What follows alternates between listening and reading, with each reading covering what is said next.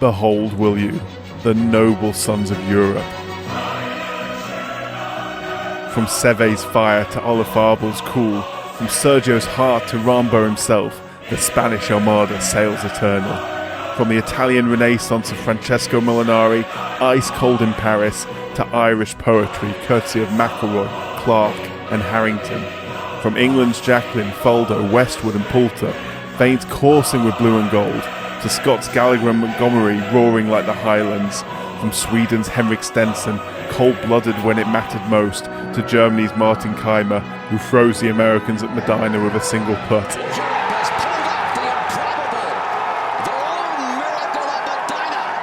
And oh, Medina, the miracle, when Europe rose from the ashes of certain defeat and the Americans tasted despair on their own sacred soil. Let the record show, no American triumph has been forged on European ground since the last century. They may talk loud, but they cannot conquer us. And then, when they do triumph on their own soil, it is too often with a legacy of gamesmanship, bad manners and ill feeling left behind. The scars of the Kiowa Shore and Brookline remain. But while America squabbles and blusters, Europe unites. No politics or agents of division can break this brotherhood of nations, bonded forever in blue. So raise your voices to the heavens, sing with one tongue, in many accents, for the Ryder Cup belongs to Europe, by history, by spirit, by right. We love the Americans really, but you know, gotta get the blood pumping. This is a Sporting Almanac podcast.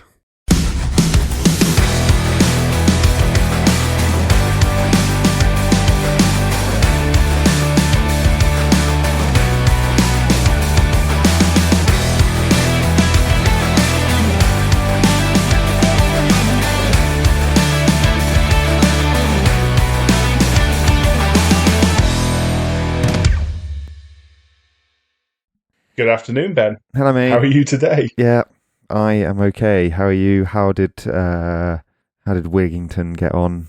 How did Wigington get on? A lot better this week than last week. A good win, first win of the season, and onwards and upwards. Nice. But yeah, like obviously been in lots of news over the past couple of weeks, some of which we didn't cover in our Aussie Rules episode. Good and bad. Good and bad. Very much good and bad, yeah. Yeah. Do you want to start with the bad and I'll uplift us with the good? Yeah, so Ricky Hatton's sad passing. Obviously, he's a generational sort of, for our generation, watching boxing. We saw about boxing before, and if you're into boxing, you go a bit deeper and you get the sort of the depth of the talent and you understand what's going on. But obviously, if you're not massive boxing fans, which I don't think we really were generally growing up, It takes sort of the superstars to penetrate your consciousness. And one of them, very much in the United Kingdom, was always Ricky Hatton in the 2000s, that sort of era. A larger-than-life character, obviously had his troubles, but just sad. A hearts and minds really boxer. Sad. A hearts and minds boxer, because he's a working-class lad from Manchester, big following, very relatable, probably exceeded his... This isn't to undermine his talent, but he probably exceeded his talent in some ways through hard work. And that's always the kind of guy that will get the British public on your side. So yeah. Yeah, especially in a sport which has such a heavy working class following as boxing. He's people's champion, ultimately. People's champion is a good way of putting it. And apparently a very nice, accommodating man. So yeah, it is sad. Very sad, yeah. In more lighter and happier news, it was awesome to see Shelly-Ann Fraser-Pryce make the women's 100-metre final at the age of 38. Obviously, 38 years young. Yeah, she's older than us. Turning 39 at the end of this year. Still making 100-metre finals. The greatest to ever do it. So that's awesome. The men's 100-metre final was also a bit of a thriller, with the Jamaicans taking back the title that the Americans have been hanging on to recently. So that's happier news. But we're going to talk about the Ryder Cup. We are going to talk about the Ryder Cup, which is the source of some of our happiest memories in sport, I would say, me and you. Certainly one event in particular, which I'm not going to lie, we're going to go pretty heavy on today. Oh, yeah. Yeah. I've never been so engrossed in a television as I was during the 2012 Ryder Cup. Yeah. Watching Europe slowly chip away at that advantage and eventually Kamer's putt. Oh, fantastic. It's just It's an iconic moment in what was an incredible sporting year. yeah, Incredible. I mean, yeah, is to be British yeah. with the Olympics and Tour de France and everything else. Andy Murray's first Grand Slam. Yeah. Jesus, what a year. If you're Welsh, Wales won the Grand Slam in rugby as well that year. Yeah. It was the end of the Premier League season with Aguero. God almighty, what a year. Yeah, it was insane. 2012 may never be beaten. But you're quite right. I mean, the adverts have started for the Ryder Cup for this year, and they're basically saying it's like there's no golf like it, which I actually think is quite a good tagline because it like I don't know. Can you surmise its charm? I think the Olympics particularly are missing a trick when they don't have a team competition in the golf. It's just the same as every other competition. Team golf is an absolute joy to behold, especially match play team golf, because it takes everything about golf. You have to be very calm and collected and logical and cerebral when you're playing golf, because you have to, is this a good decision? Is there a better way I can approach this shot? In match play, in team match play particularly, especially when it's 4-ball or foursomes, whichever one it is where you have your own ball, 4-ball, you can be aggressive. You can be so aggressive. Yeah, that's the thing. And in being aggressive, when you get it right, the crowd go mad, your teammates go mad. You get this wave of momentum that is like nothing else you ever see in golf. You can't get that. You can't get your blood pumping that much to an individual. Team golf is absolutely where it's at. It basically lets the players play to the maximum of their talent. Like, because obviously there's a degree of conservatism when you're playing singles or individuals balls, or even when you're playing foursomes and alternate shots, because as you quite rightly say, you're sort of having to assess the probability of the success, the risk reward. Whereas when you're playing 4-ball, it's just like, let's just go for it. Because if one of us, if it comes off, then we're going to win the hole. Yeah, you often see these 4-ball partnerships where it is your maverick and your steady guy. Obviously, I'll be talking later about one of the most iconic partnerships of that type in Ryder Cup history. But yeah, there's so much space for a maverick in team golf in Ryder Cup. Yeah, because as I say, when you get it right, the crowd, the team, everyone, wave of momentum. Yeah, it's so good. Wonderful. Sorry for interrupting. No, you're not interrupting. Is that a good place to sort of start then, the format? Because we're sort of talking in a bit of jargon from out the gate here. Yeah, we've got to be careful because unlike Aussie rules and unlike volleyball. Unlike volleyball, yes. Sorry, we've done too many episodes this weekend. Unlike those, we do kind of know about this. So let's slow it down. Let's explain how it works. So anyone who's not watched a Ryder Cup before and wants to this year, we can lay it out for them. You go. As we've said, it's a team sport and it's a match play event. And what that means is that you have a series of matches over the course of a weekend, 3 days, Friday, a Saturday and a Sunday. And every match is worth 1 point. And on the first day, they have a game of foursomes. So 4 players, 2 from each side, go out with 2 balls and they hit alternate shots. So it will be, me and Jack playing together. Jack hits the tee shot, I hit the next shot. Jack hits the next shot, I putt, so on and so forth. I think you're overestimating our talent there. Well, we're getting it down in 4. Doing it par 4. But anyway, so you have your foursomes, the alternate shots, and then you have your 4 balls, which is, as it sounds, 4 players, 2 from either side, but 4 balls. And you take your best ball score, you take your best ball score for that particular hole. So whichever team has the lower score out of the 2 players wins that hole. And then on the final day, which is sort of where it all really comes to a head, you have the singles, and that is the only day where everyone is guaranteed to play. Yeah. Because you'll have 12 single matches, because there's 12 aside, and everyone will face off in a pairing. Everyone only plays 1 game, but obviously you just play each hole. Whoever has the lowest score on the hole wins the hole. Whoever wins the most holes over the course of the 18, and obviously it can end shorter if you're ahead by an insurmountable number of holes, wins that point, and that's how that works. You just aggregate the points over the weekend, and the team that comes out on top with the most points wins it. And because it's obviously only 2 teams, if you are going to win it back, so Europe are the holders this year. So if Europe for Europe to win, rather, they will only need to get 14 points because you can draw, basically, and the holder retains. But if you want to win it back, you need to get 14.5 points. And how do you get a half point? Well, you just draw a match, essentially. Yeah. And that's it. That's the Ryder Cup. Yeah. The thing that's pretty cool about it is that the pairings are like effectively secret.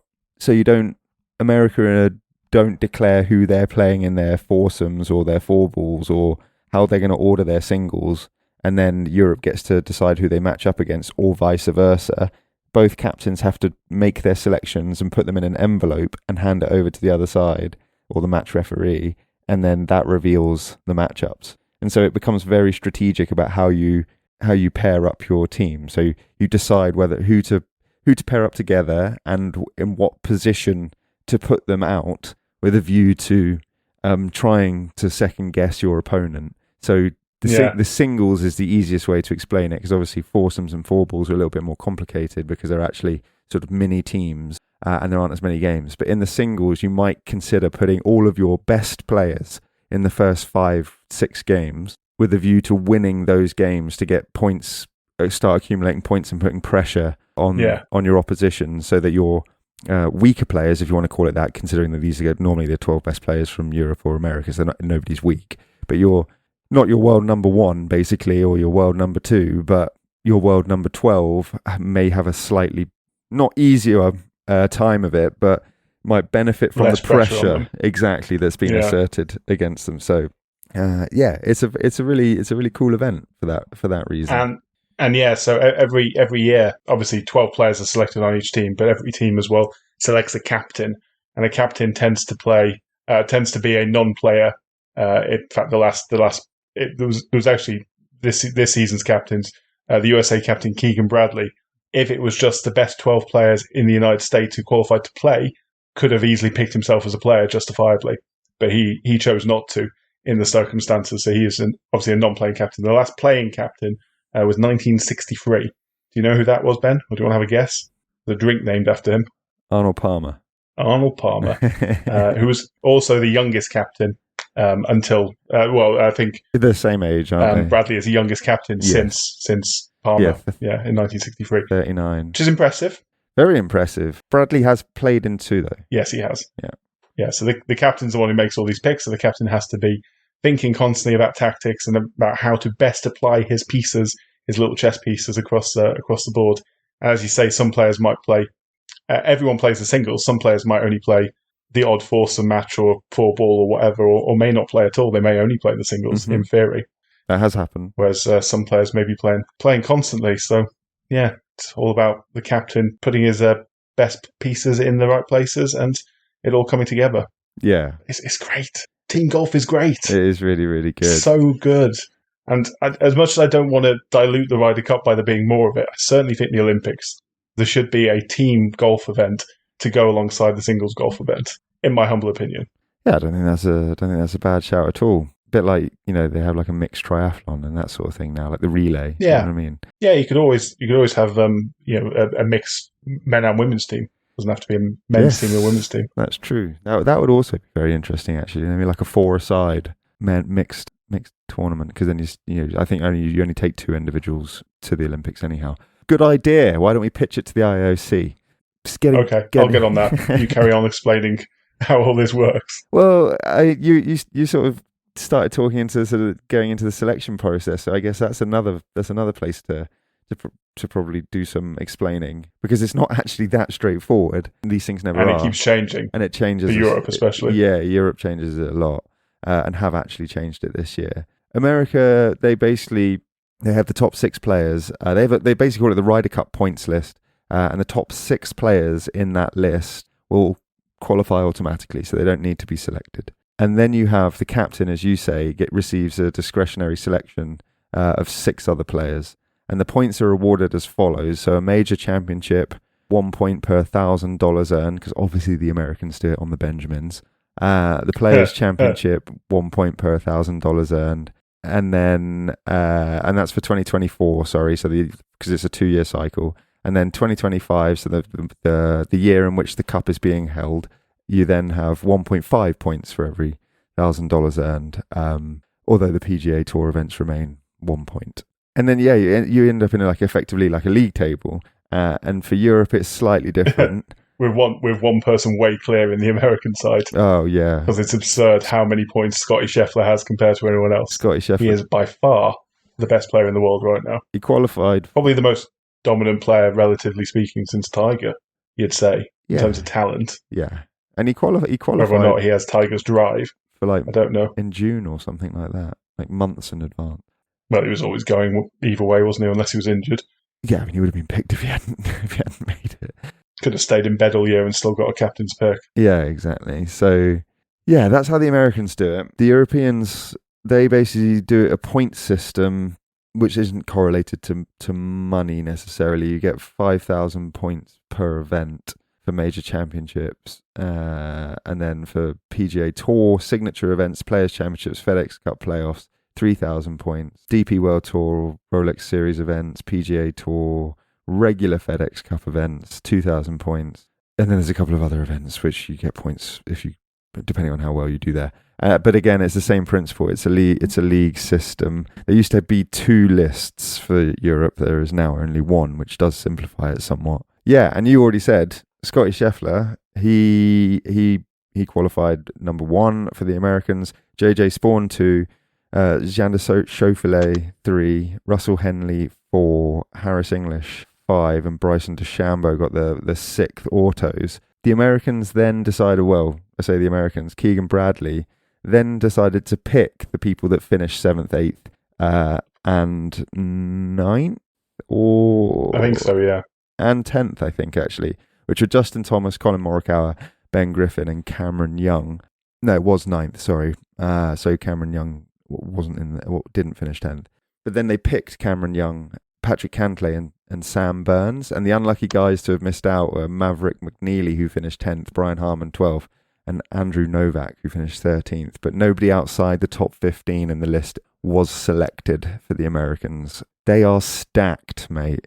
They have 7 of the world's top 10, which are Scheffler, Schauffele, Henley, Thomas, Morikawa, Spawn, and English. And this is always the case. The Yanks go into this with easily the heaviest of the artillery, so to speak. Yes, it is normally the case, but it doesn't always correlate to the final result. It does not, and we will come to that because the Americans eat a lot of humble pie in this event. They do, which is awesome, especially when they're in Europe. Especially when they come to our house. But yes, before we talk about where this one is, I'll just say Luke Donald is the European captain, the Ryder Cup winning captain from Rome. And second time in a row, the first time for 30 years that a European captain has retained it from tournament to tournament. The last time was, I think, the mid-90s. Yeah. He's the first person to repeat his captaincy since Bernard Gallagher in 93, maybe. And Donald has also played in impressive. 4 and won all 4 as a player as well. So yeah, he didn't need to pick Rory McIlroy, obviously, Robert McIntyre, Tommy Fleetwood, Justin Rose, Rasmus Højgaard, or Tyrrell Hatton. And if you haven't seen Tyrrell Hatton's interview explaining about how he got absolutely smashed up with Jon Rahm and woke up with puke all over himself because he was out celebrating qualifying for the Ryder Cup, then you should, because it's a very good interview. I saw the headline. I never clicked on it. I'll have to do that.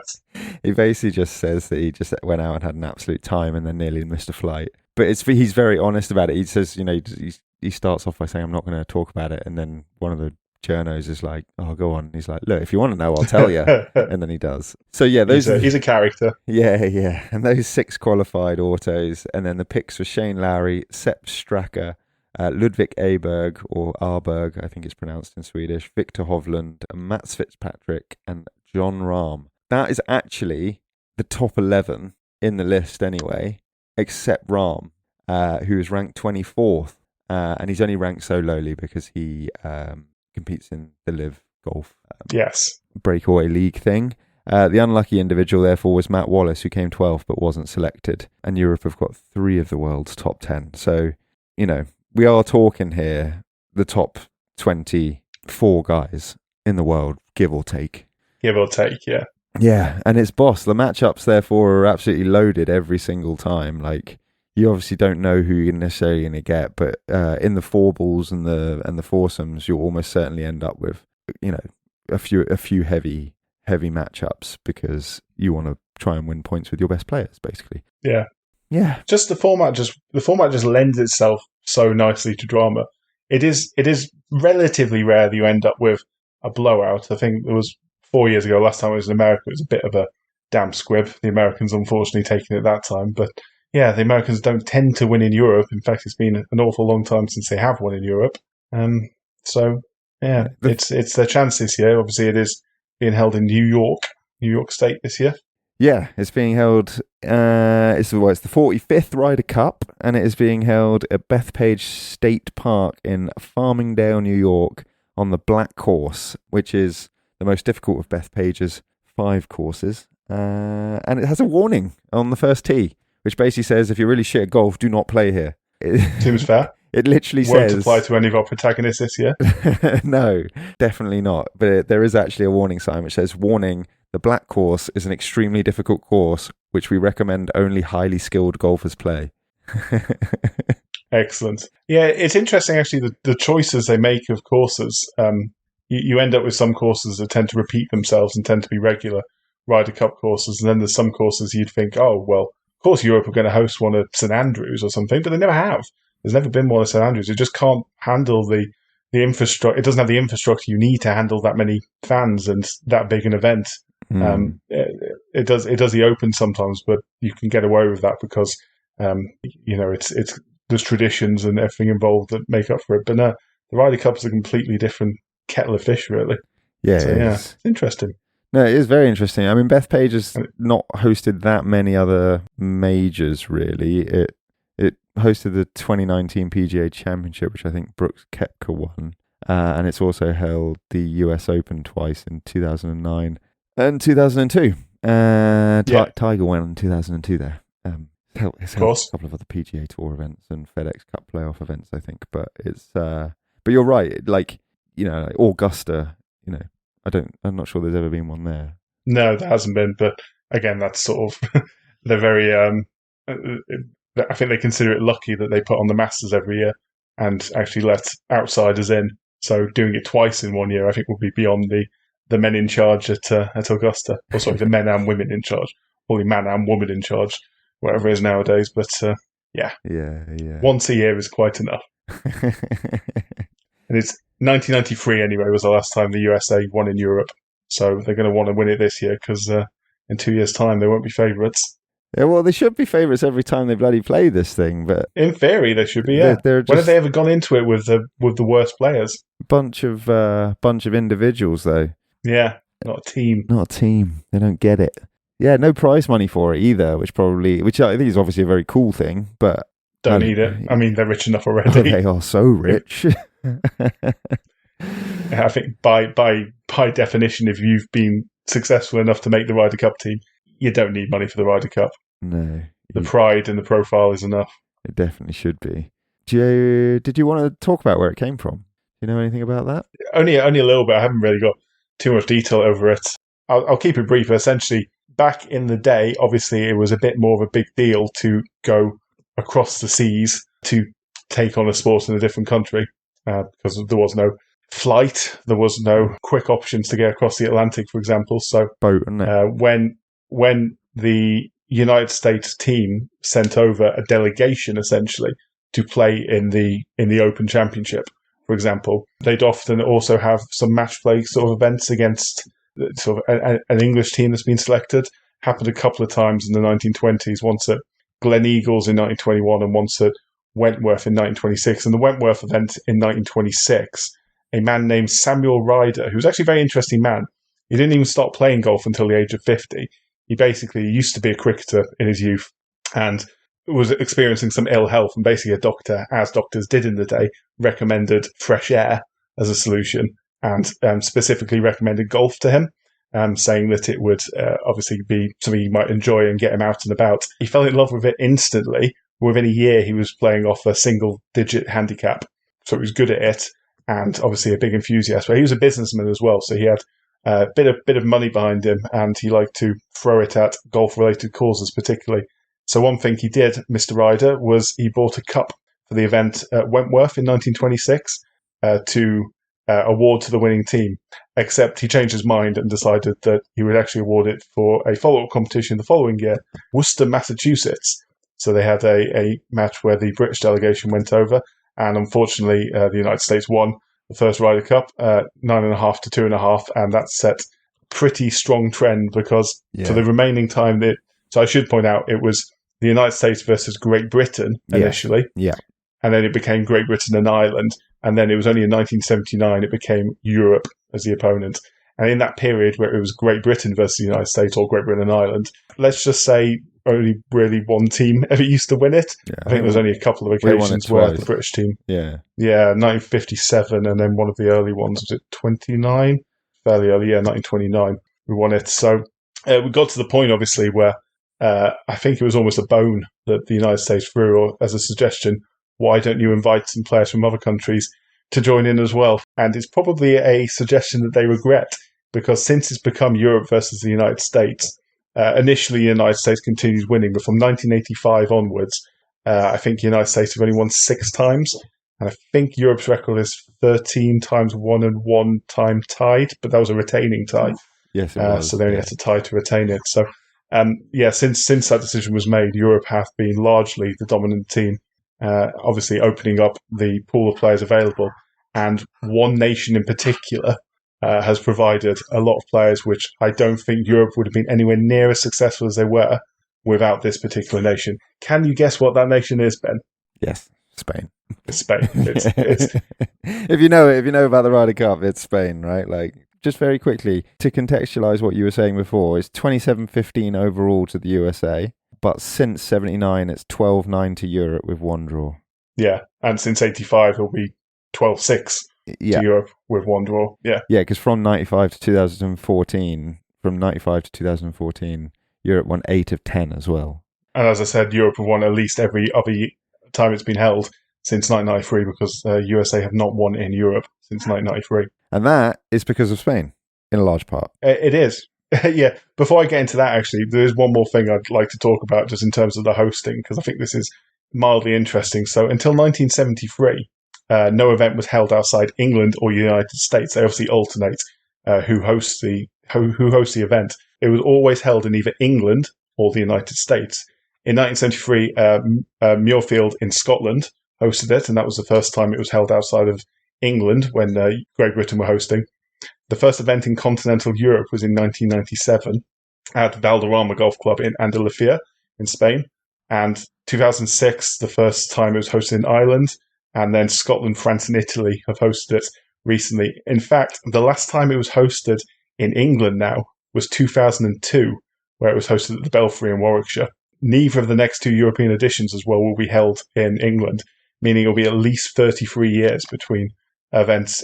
Presuming the one after that is held in England, it would have been 33 years it has been hosted in England, which I'm okay with, because you're making up the lost time a little bit. Yeah. So it's been held in Wales as well, I should point out, at Celtic Manor. Yeah, it has, which is in Newport. Yeah. You pass through it on the train. I think you can see Celtic Manor from the train, in fact. I imagine it's a very pleasant thing to look at. It's on a hill. Oh, fair enough. Yeah. Anyway, Spaniards.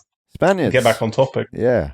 Yeah, so the reason I've kind of gone down this rabbit hole a little bit is because I was originally going to talk about one man, and it'll come as no shock to anyone who knows about the Ryder Cup or golf, or European golf, to know that man was Seve Ballesteros, who we already mentioned in the Masters episode. Obviously, he was a Masters champion.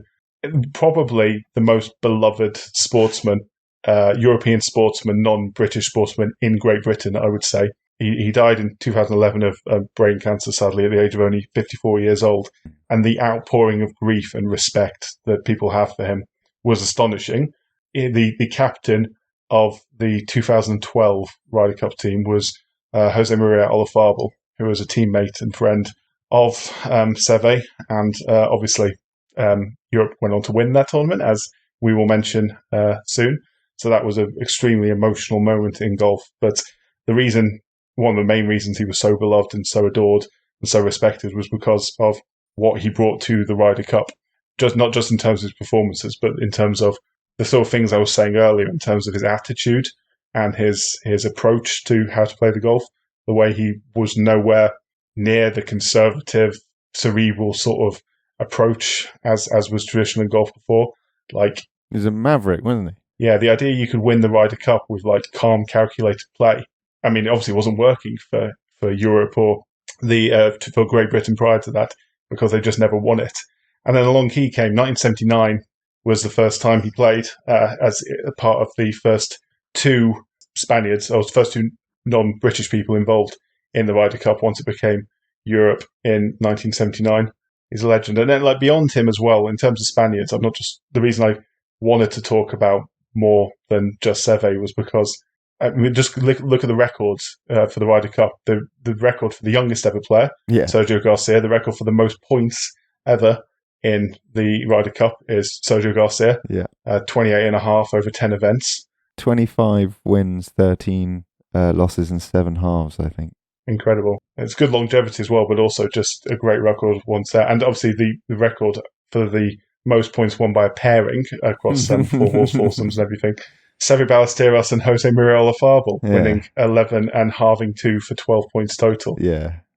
Garcia also has the most foursomes and joint most foursome points individually, alongside Ian Woosnam and Jose Maria Olazabal. So it, like, as I said, Olazabal captained Europe as well. Yeah, and Garcia will at some point, I'm sure. Yeah, he will, I'm sure. Absolutely certain. Seve did too, didn't he? Yes, he did, in 1995, 97? 97, because that was one held in Spain for the first time.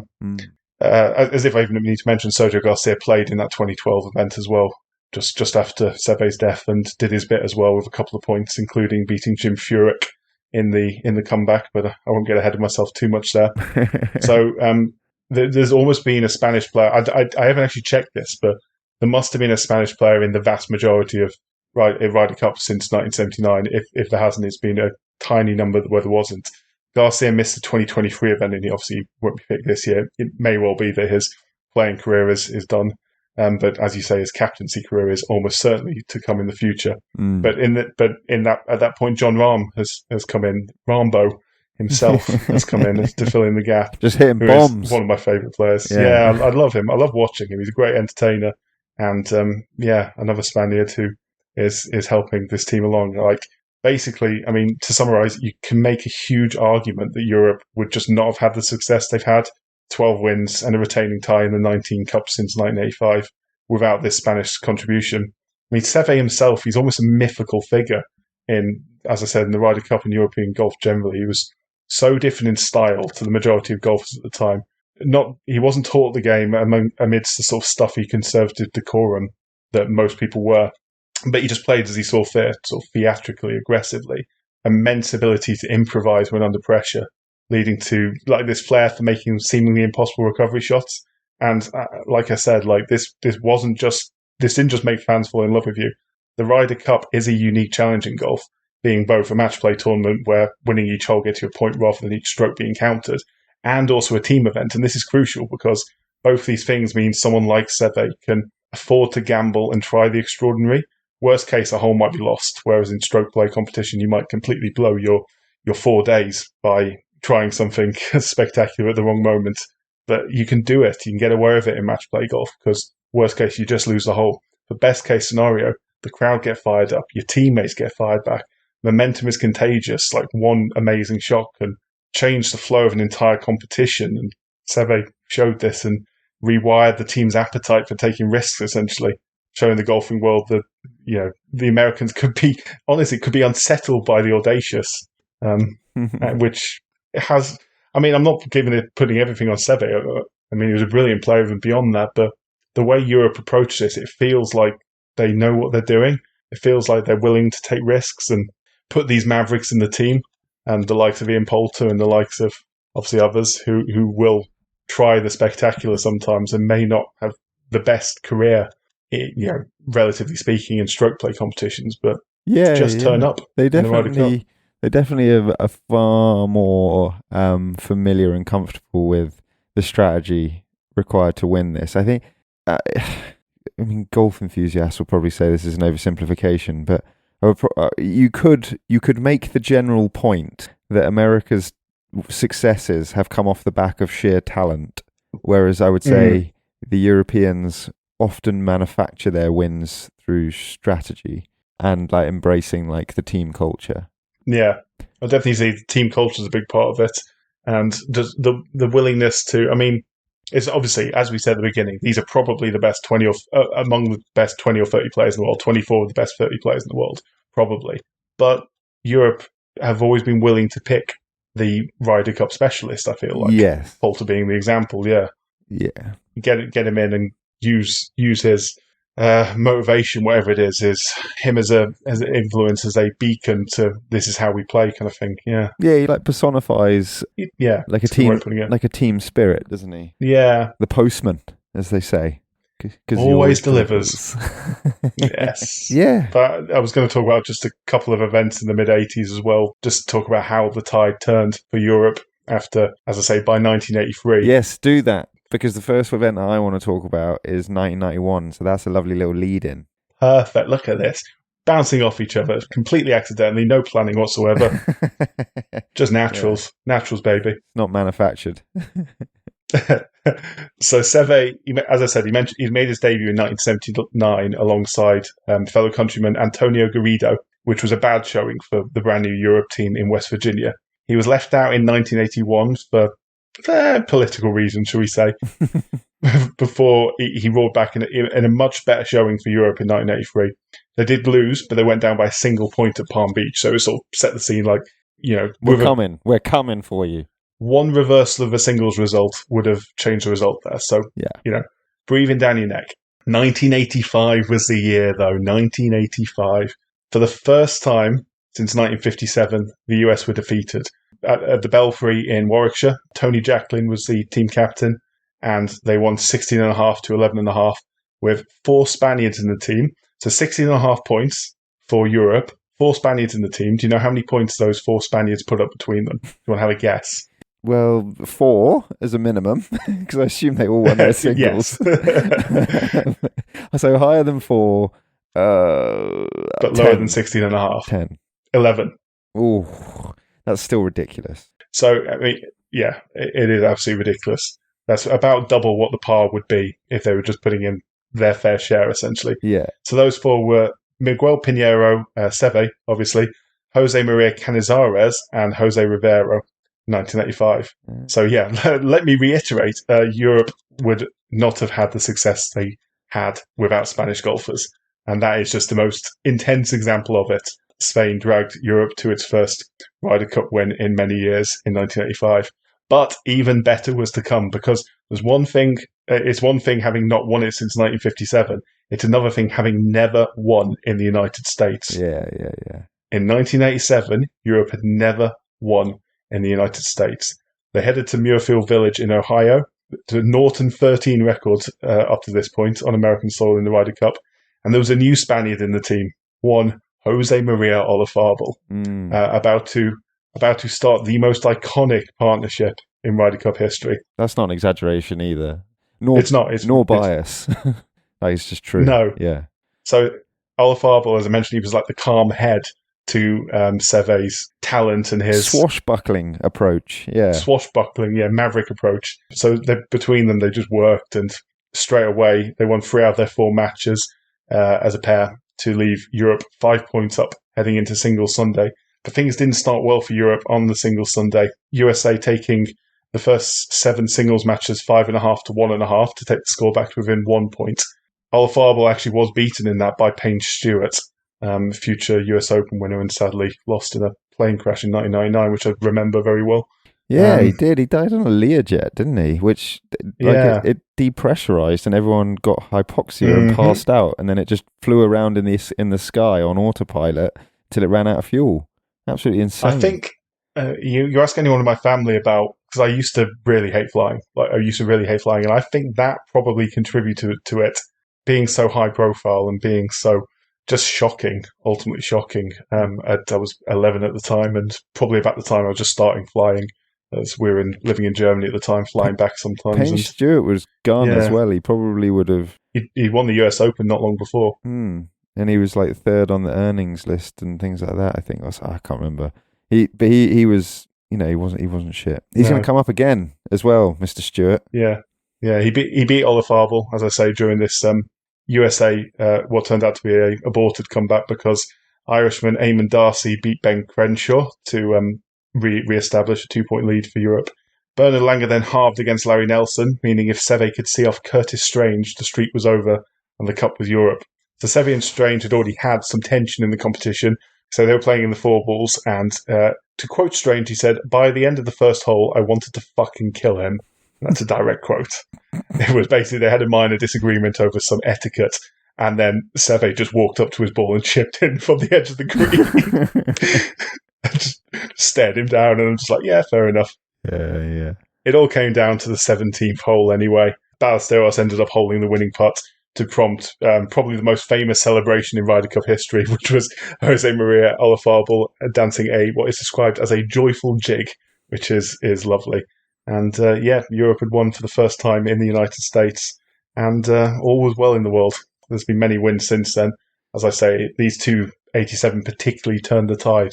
Yeah. And Europe have been the relatively predominant team since. So, yeah, Seve, what a guy. Indeed. And it probably turned the tide in making the Americans a bunch of barbarians. You reckon? Who misbehaved pretty consistently from that day forth. You're terrible losers.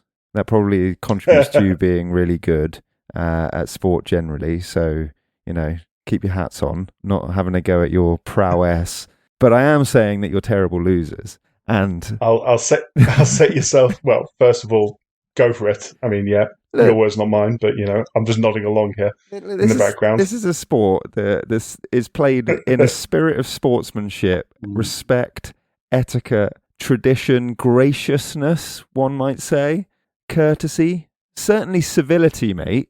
And those are all the attributes that the American lacks. Do you mean when it comes to the Ryder Cup? When it comes to the Ryder Cup. When it comes to the Ryder Cup. Yeah, I'm not going in on all Americans and their general culture, of which they are, I'm sure, very proud, and rightfully so. But they don't always conduct themselves particularly well in the Ryder Cup. And I think Indeed. that the dissolution of their dominance in this event probably contributed to that. And it all really, the first glaring example of it was in the first event that I want to talk about, which is in the 1991 Ryder Cup, which got nicknamed the War on the Shore. So just to give you some context, obviously I've taken you up to 1987. 1989 was the drawn competition. Yeah. So Europe retained the trophy at the Belfry in 1989. So America, by this point, hadn't won it since 1983. So probably quite desperately wanted it back. Yeah. Take it away, Ben. Well, look, the whole thing was just defined by their repeated gamesmanship, bad sportsmanship, and will and questionable tactics, basically. And it started from the get-go. There was a ceremonial opening dinner, and the PGA of America. Sounds very civil. Yeah, well, you'd think so, right? But they played the PGA of America played 2 videos, which the Europeans didn't take particularly kindly to because they weren't, let's say that they weren't very hospitable. In that they only showed Americans playing in the Ryder Cup and winning on a highlight reel, and then the second video was a welcoming address from the then U.S. President George Bush, which he closed by basically just cheering on the American side. So it wasn't really a welcoming video; it was like a rallying cry. And I think the Europeans are a bit like, what the hell's going on here? CC, the civility, the respect, the etiquette, the tradition that is lacking already. And then the first morning of that competition, so the Friday morning, is it Fred Azinger? Was it Fred his first name? I think it was. I might be wrong. It rings a bell, that name. Anyway, Azinger and a chap called Chip Beck were paired up against our 2 protagonists that you've already given a very detailed introduction to, Seve and Jose Maria Olazabal, in a foursomes match. So the alternate shot version. Paul Azinger, sorry, not Fred. Yes. I'm mixing my names, my Fred American couples. golfers.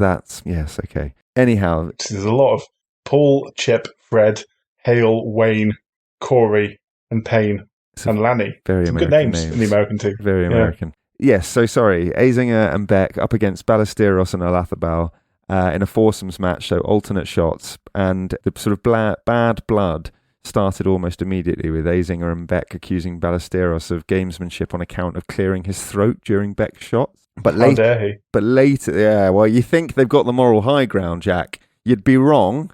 So later in the same match, Azinger and Beck, who were playing with the same brand and make of a ball, but a slightly different model, switched their balls, allegedly on several occasions, although they denied it every time they were accused. And whilst like switching the ball was not necessarily like an advantage, like sporting wise, it was against the rules. So there was a one ball rule, and so you just were not allowed to do it. And so obviously you should be able to be sanctioned, shot punishment or whatever, like penalty. Sorry, and a few look, Ballesteros eventually became aware of it, and he called the Americans out and reported the violation. Azinger kicked off and said we're not trying to cheat, and Ballesteros was like, I don't care. There's a difference between cheating and breaking the rules, but they're both things you're not allowed to do. But the violation was basically reported out of time, and so there was no repercussions for the Americans. And because they realised that there were no repercussions, they then admitted that they had done the very thing that we were accusing them of.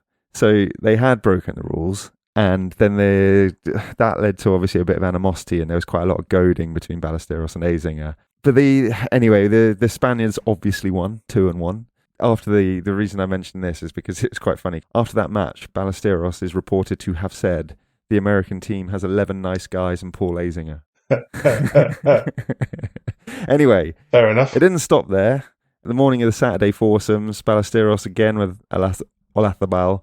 Up against Raymond Floyd and Fred Couples this time. Ballesteros, coughing, comes to the fore again.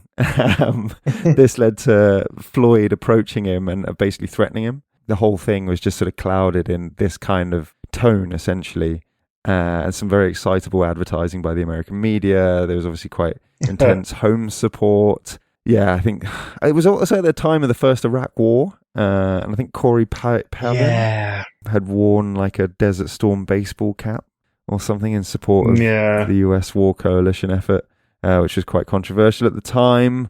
But anyway, what this all came down to, and you'll be familiar with this, mate, because it's in golfing infamy, is that this match culminated in one of the single most dramatic putts ever. Only one match left to be completed between Hale Irwin of the United States and one Bernard Langer for the Europeans. Yes. And the US led by 1 point. Irwin and Langer came onto the last hole tied. So to win the cup, the Americans needed Irwin to win or tie the match by winning or tying the hole. And the Europeans could keep the cup if Langer could win the hole and therefore the match. Both players really struggled. They found themselves facing a pair of putts. Langer had a 6-foot putt, and Irwin had a 18-inch putt, but uphill for bogey. And even though it was obviously quite short, Irwin's putt, to everyone's surprise, Langer conceded it, which left himself needing to basically a must-make putt from 6 foot. And Langer famously missed. The match was halved. The US team took the cup home.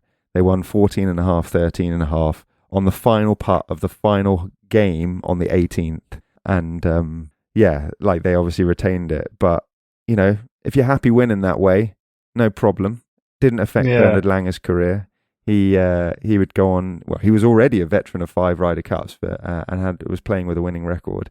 Didn't define him though. He went to another 4, winning 3, and he also captained Europe to a win as well. So he would have his day in the sun and his vengeance. It just I don't know, the gamesmanship. I mean, obviously we talk about this being a team game and the need to get in someone else's head, but it's not the way you get in the head. You get in the head by being better than them or by doing the spectacular, by chest pumping or whatever you need to do. I don't know. It just feels a bit gamesmanshipy to me, especially when you think it was only 22 years before this, 1969, when one of the most famous moments of sportsmanship happened in the Ryder Cup, where Tony Jacklin and Jack Nicklaus were playing the last hole together. I think Nicklaus putted for par, and then Jacklin had a putt, and Nicklaus just conceded it straight away, which obviously Jacklin may or may not have missed, but had he missed, he'd have lost the game, and it would have been a win for the United States in the event. It actually turned out to be a draw, the overall. So I think they drew 14-all, or whatever the scoring was at the time. 16-all, I think it was. So yeah, he basically conceded the chance for the USA to win overall for the sake of sportsmanship, shook his hand, and one of the greatest moments of sportsmanship in Ryder Cup history, the concession, as it's called, which pissed off a lot of his teammates. I think Sam Snead particularly said that if he was in this situation, he damn sure would have made sure he putted, because he might be getting the win out of it overall. Like, they didn't come here just to draw. Yeah. But yeah, well, maybe they should take a leaf out of Jack Nicklaus's book more often then, because you'd think 1991 was an anomaly and that's why it's gone down in infamy, but no. You'd think it was the worst of it. Yeah. But it wasn't. It got bloody worse. Bunch of hooligans. So they started the 90s badly. How did they end the 90s, Ben? Yeah, they ended it badly in all. 1999, the Battle of Brookline. Jesus. The behaviour of both the media, the spectators, and the team was pretty poor. It got so bad that the American media turned on their own team by the end of it, even though they had been a complicit partner for a while. Which takes a lot, to be fair. Yeah, exactly. It was sort of basically the whole event was underpinned by US spectators like raucously heckling and abusing European players. There were allegations made regarding cheating on the part of course marshals.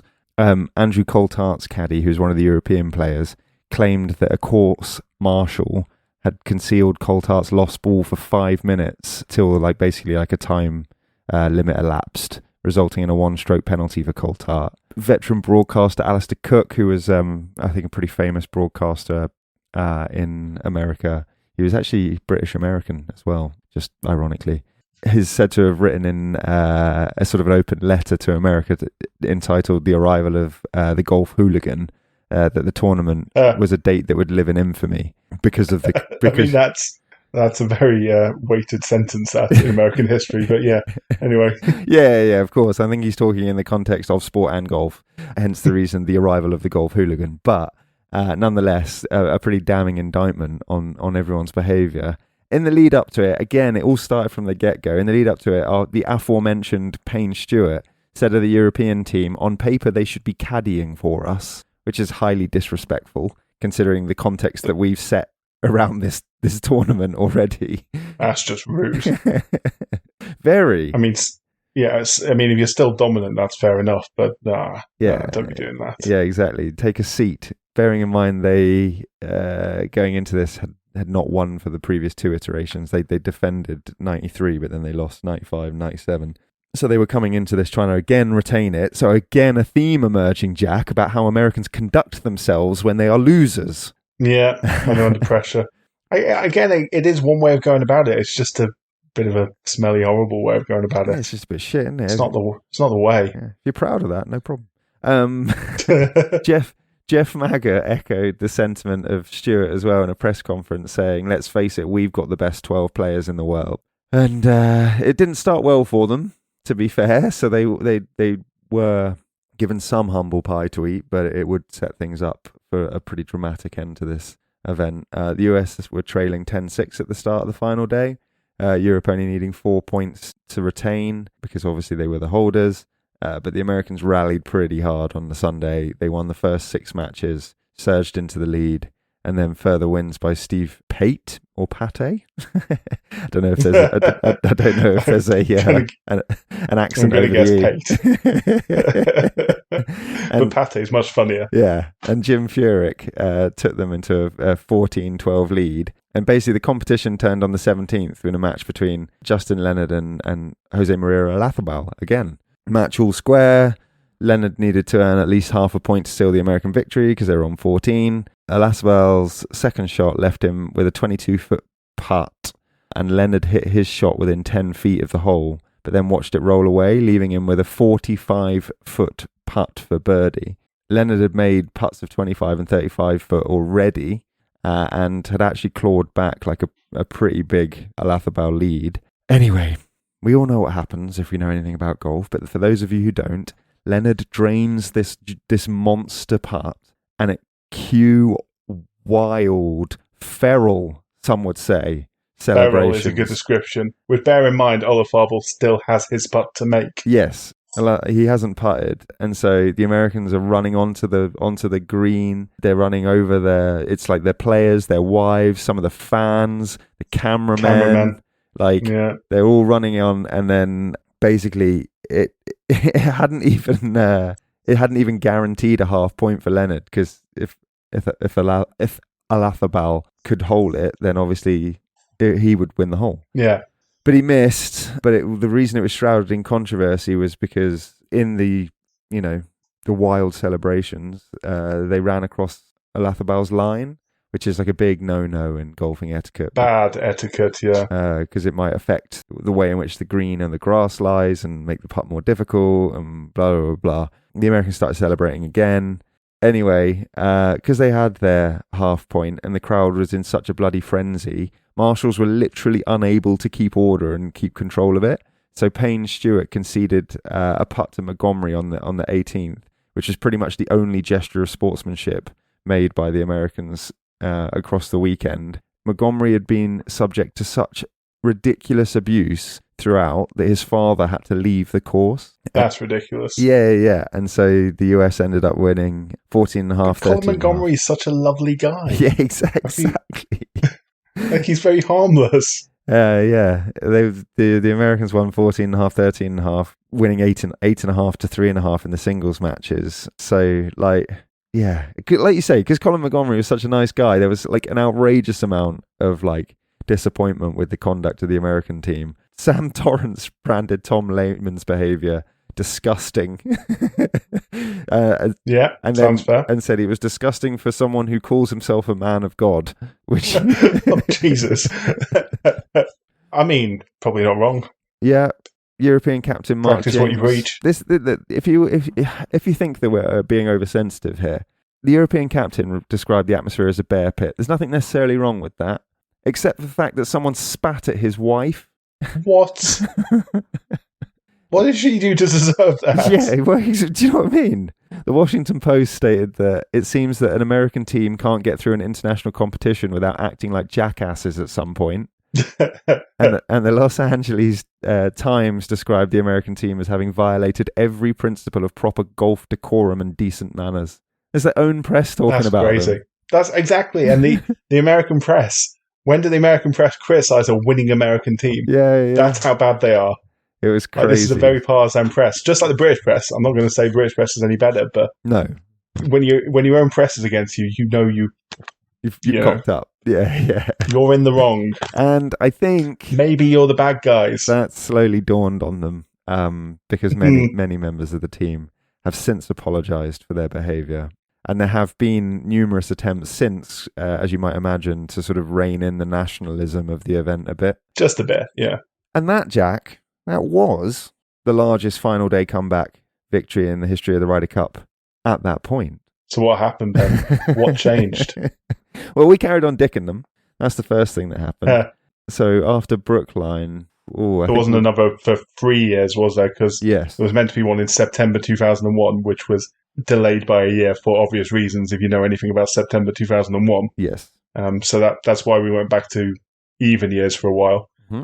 And then it was delayed again in 2020 to 2021, so we're back on odd years now. Anyway, just on a tangent, mention that. The Americans won in Valhalla in 2008, but Europe won it at Celtic Manor 2010, as you said, and then Europe went out to Medina with a view to retaining. Medina. It's a word that just fills me with joy. Yeah. And memory. You asked me what happened. Well, a miracle happened, Jack. A miracle. Do you believe in miracles? Do you believe in miracles? Yeah, exactly. Suck on it. Can't wait for the Winter Olympics. Sorry, getting ahead of myself. Yes, the Miracle in Medina, or Miracle at Medina, rather, up against a very stacked American side, including Tiger Woods, Bubba Watson, Phil Mickelson, Dustin Johnson, this year's captain, Keegan Bradley, and this year's vice-captain, Jim Furyk, actually, as well. The Americans, all right, cool. The Americans made a blistering start, and the Europeans were down 10-4 after 14 matches. At that point, there were 2 4-ball matches still on the course, and 12 single matches to be played the next day. So there were 14 points left available.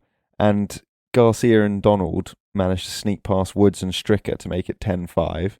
And then at the end of day 2, Ian Poulter made 5 birdies in the final 5 holes to give him and Rory McIlroy a point over Jason Duffner and Zach Johnson. So the Europeans went in. That's so good. That's so when iconic. That's when it started. That was when there was hope. The vibesman. So momentum's contagious. Yeah, Momentum is contagious. And so is pressure. It permeates. It gets into the cracks of the soul. And, the cracks. Wherever it can get into you, it gets into you. It gets into you. Yeah. Anyway, the Europeans entered the final day 10-6 down. They needed 8 points to retain the cup and 8.5 to win it outright, but they obviously didn't need to necessarily do that because they were the holders. As I keep mentioning, the Americans only needed 4.5 points to win it. And then Europe basically won the first singles game, first 5 singles games, and they were 11-10 up. But then the Americans, it didn't actually quite come in like this because games sort of end at different times. When there's an unassailable lead. Yes, exactly. An unassailable lead, sorry. Yeah. But if you were taking it in order of the pairings, the Europeans won the first 5 to go 11-10 up. Then the Americans won the next 2 to go back ahead 12-11. Garcia won the 8th singles game to tie it at 12-all. And then Hansen won his game for a 13-12 lead to the USA. Europe won 2 of the final singles to go 14-13 up. And then Martin Keimer struck a putt that retained the cup for Europe. And the putt, and this is where sport just does its thing. The putt was basically identical in length and angle to the one that Bernard Langer missed in the 1991 Ryder Cup that I was talking about earlier on where he had missed. I've literally got like this shiver down my spine remembering this. It's just incredible moment. I love it. Yeah, it's so good. But yeah, so had did full circle to the war on the shore. Keimer drained his putt to basically secure the Ryder Cup, and it came back to where it belongs. Molinari was still playing. Actually, he was playing Tiger, and Tiger just halved it with him on the 18th. Yeah, and Europe won, which secured the overall win. Yeah. I think Tiger was winning. I think did Molinari win the last hole to clinch it? Yeah, I think that's right. As in clinch the overall win rather than just retaining it. Molinari is a Ryder Cup legend. There's only there's only 2 Molinaris, mate. There's only 2. What does that mean? Because his brother. Oh right, yeah. They remember? Yes. I think it was. Which was the one where they both played, and that was one of the songs by the Europeans. There's only 2 Molinaris. Anyway, yeah. So I was just going to drop something about Molinari, and that there's only been 5 golfers ever to have scored 5 out of 5 possible points during a Ryder Cup. And he did it. 4 Americans: Arnold Palmer, Gardner Dickinson, Larry Nelson, and Dustin Johnson, and 1 European, which is Francesco Molinari in Paris in 2018, which is incredible. Yeah. Really? That is incredible. Poulter actually ended this. He ended Medina with a 4-0 record. Yeah, 4-4. I think there's only a handful who've top scored in the event with 4-4. Poulter obviously being one, and then Jack Nicklaus, Lee Trevino, and Larry Nelson again. So Larry Nelson got 5-5 in 79, and then 4-4 in 81 in his first 2 Ryder Cups, and then proceeded to only play 1 more Ryder Cup where he didn't win a single game, just to balance his record out a bit. But he was 9 from 9 for his first 2 Ryder Cups, which is incredible. Wow. But anyway, not as incredible as the European comeback at Medina. Yeah, it was ridiculous. We out of the 12 points available on the final day, Europe won 8.5. The US winning 3.5, which obviously matched Brookline. And then the Americans took it well. They took it really, really well, like they do.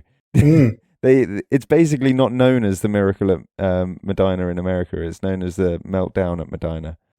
And I think but this is the one thing the American press will attack their teams for: losing when they have meltdowns and when they lose. Yeah. I think the Wall Street Journal said, or they asked rather, how can such an extremely talented American Ryder Cup team blow a final day lead as large as has ever been blown in 85 years of Ryder Cup history? The Chicago Tribune, momentum, baby. Yeah. Chicago Tribune called it inexcusable, and this is the thing that's really, really funny. Some newspapers didn't even print a story on it; they just ignored it. That's made me so happy. Yeah, I know. That's funnier than the press meltdowns entirely. Oh, fantastic. So yeah, I mean, we know it's a miracle. It's not a meltdown. It was a miracle. It happened in your own backyard. It's the greatest sporting comeback in golfing history. It's one of the great sporting comebacks of all time. It was done properly. It was done with respect for the rules and the traditions of the game, and it was done away from home. Done away from home. Notice you behaved badly at home. Even you weren't even using your awful tactics away from home to give yourself an advantage or a psychological edge. You stooped to that level at home, and then you got made to eat some humble pie in 2012. Humble pie. I think it's up there in my top 5 favourite sporting moments of all time. That Martin Keimer putt, I think, is up there genuinely, and probably about 3 of those moments happened during 2012. So yeah. 2012, what a year. Crazy year. But I mean, I hope the Americans that do listen to this realise that I am teasing and just stoking the fires for the rivalry that is to come at the end of this week. Poking the bear. Yeah. It's all done, they're great stories, and that's what makes this event so damn special and so fun. It's all in jest. That's why everyone loves sport. Sometimes people cross the line. Sometimes incredible things happen. It's all part of it. It's how the stories are made. Yeah, absolutely. And see what stories are made this year. Yeah, it's gonna be a really good one. Yeah, I think in many ways it's better for being away, just because obviously Europe always win at home. So this way, 50-50, flip a coin who's going to win it, rather than the 100% guarantee of Europe winning at home. Yeah. So it should be interesting. And the Americans are shit hot. Like, they go in. Their lineup is ridiculous. Yeah. I mean, obviously Scheffler is just nuts, but they just go so deep. Not that the Europe lineup's bad. I think golf is going for a really good time in terms of the range of talent. Not that it obviously hasn't been like that in previous years, but anyone could be anyone, except for maybe Scheffler at his best. Yeah. Although Rory might be able to give him a run for his money. And depends which Rory turns up. Well, Rory loves the Ryder Cup. Rory at the Ryder Cup is good. Yeah.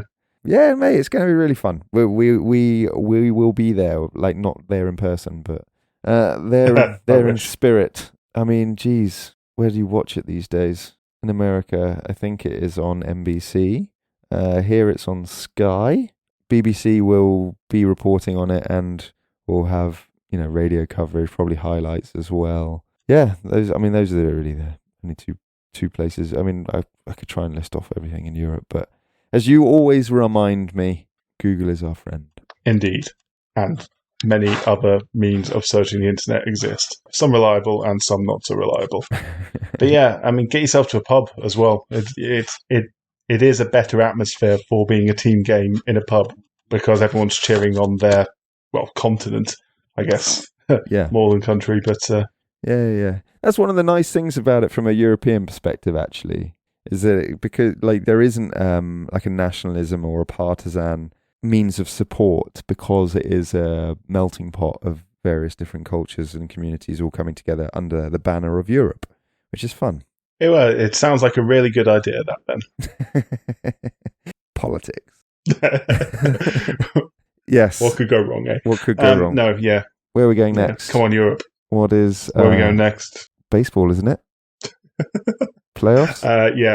It's the Major League Baseball playoffs, and obviously anyone who's been listening to this podcast since day one, I constantly talk about baseball and my need to communicate baseball's stories and history and glory and brilliance and wonder, and just how bad the Colorado Rockies have been this year. I will tell you that story too.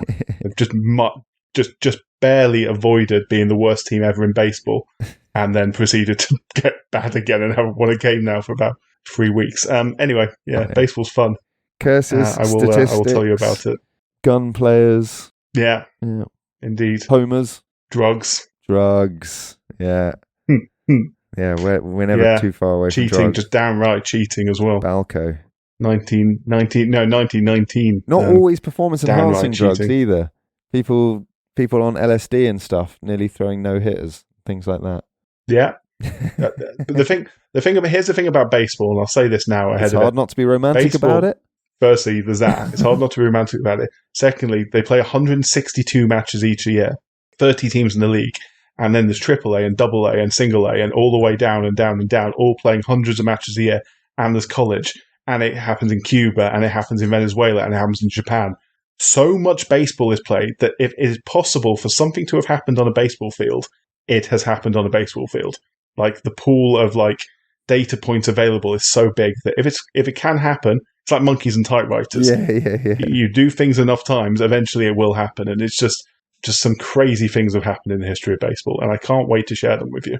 That's awesome. Well, Some of them, because I might talk for 2 hours, so please stop me, Ben. Hopefully, well, I won't. I shan't if you're regaling us with exciting information. But I just need to realise that in 6 months' time, there'll be a new season, and before that starts, I can talk about even more stuff. Yeah. Don't have to tell every story to next time in one episode. That's the thing that we're both learning. We don't have to try and tell every story in every episode. But we are getting better at that, yeah. But if we've dangled the carrot, if you want to learn more about it, or if you just want to hear some cool stories from years gone by, join us then.